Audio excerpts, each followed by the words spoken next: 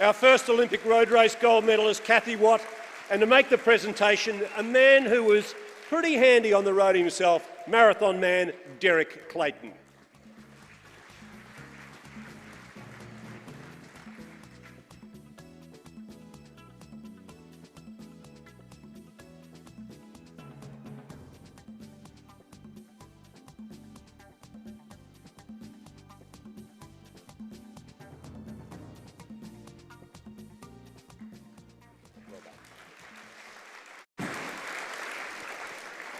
Kat, isn't it funny how things turn out? You wanted to be a distance runner and he wanted to be a bike rider. Oh, Derek actually came on our Tour de France trip this year, and he's nearly 70, but he was racing everyone up the hills. Are you still riding? A little bit, yeah. Now, I've got to ask you the obvious question, the hair. In Barcelona, you were very blonde. Was it the sun?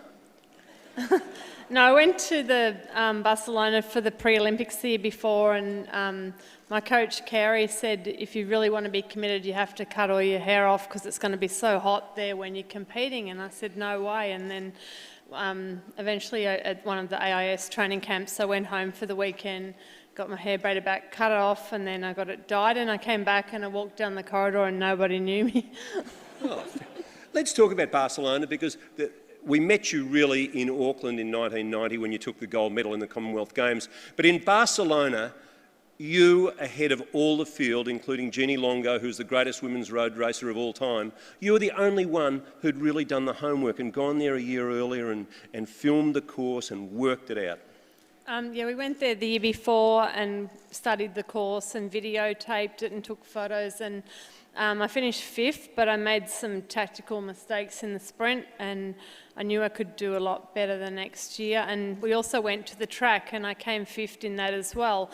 And I said to Kerry, oh well, since I didn't make the top 4 for the next round, I said, let's go sightseeing and have a look around. He said, no, you're going back with your pen, your pad, your paper and your camera, and you're going to take pictures of them. And so I took notes of what they were doing in their warm-up, and I realised perhaps I wasn't warming up hard enough, and I learnt some things. And I also learnt that I wasn't riding big enough gearing, and we went down on the infield and we posed for some pictures, but I was secretly just taking pictures of all their gears and all their bikes and different stuff, and we learnt from that, and I came back and won the gold and silver. Tell me, Kerry had talked to you about your tactics, and you were prepared to chase the breakaways, and he said, no, we're not going to do that.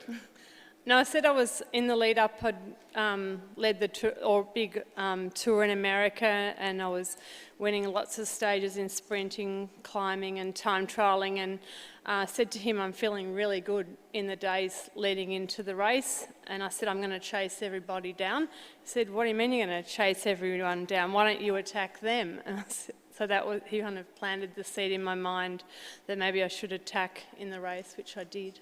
Do you ever have any regrets that your Achilles were no good and you couldn't run? Oh, my dad was a marathon runner, an ultra marathoner, and I always dreamed, and I grew up reading his diaries and about guys like Derek Clayton and Herb Elliott and John Landy, and always dreamed that I could be a great runner, but I won the National Junior Championship, but I kept getting Achilles tendon problems, and on the bike it didn't bother me, so... You almost went out with Jeff Henke and became a winter sports specialist. Yeah, I was training up at Falls Creek, and the national ski coach was giving me tips on which wax to use, etc. And he came up to me after I'd won the Olympics and said, oh, I wish we'd dragged you across to cross-country skiing. We're not, we like the cycling. But just finally, Melbourne 2006, 41 years of age. What brought you back? Oh, the course was in Melbourne, and was a road I'd ridden so many years in training, from St Kilda down to Black Rock, and we had a bike shop at Black Rock, and it was turning around our shop, so I said, why not? And I realised that if I won the national championships, I could get an automatic selection, so I think I knew that road better than anybody.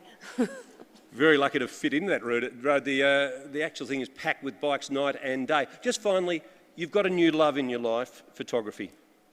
Yeah, I really enjoy it, and went to last Olympics doing photography, and yeah, I really love photographing all the different sports, and you certainly see them from a different perspective when you're not competing, and each sport's got its own unique things about it which make them special.